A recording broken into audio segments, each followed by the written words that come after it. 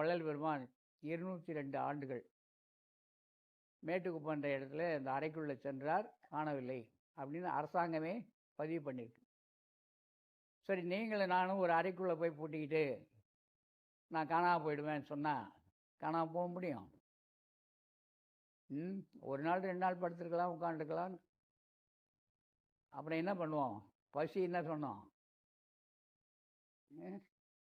சோறு வேணும்னு கேட்கும், தாகம் வந்தால் தண்ணி வேணும்னு கேட்கும்.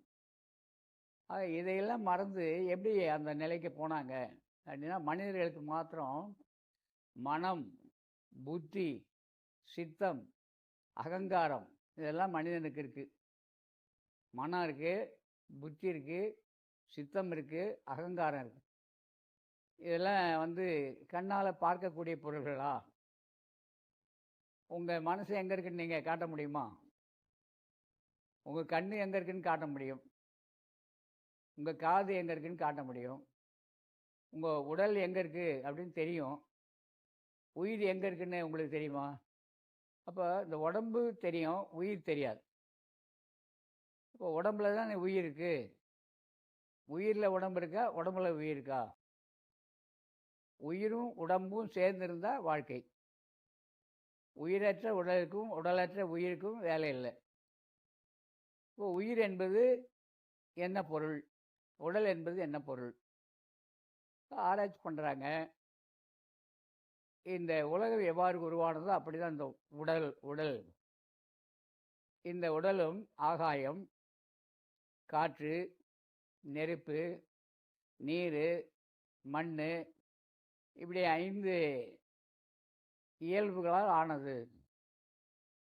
இந்த உடல் அதனால் தான் வந்தது. அதனால் இந்த உடம்பு மண்ணுக்கு தான் என்றைக்காக இருந்தாலும். இதில் இருக்க நெருப்போடு சேரும்.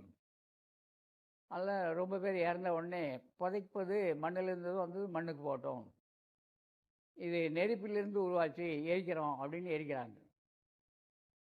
சிலர் ஜல சமாதின்னு சொல்லி நம்முடைய முன்னோர்கள்லாம் இங்கேருந்து காசிக்கு போயிட்டு அங்கே கங்கையில் போட்டுருவாங்க. சிலர் போய் தண்ணியில் போய் உட்கார்ந்தா காணாமல் போயிட்டாருவாங்க.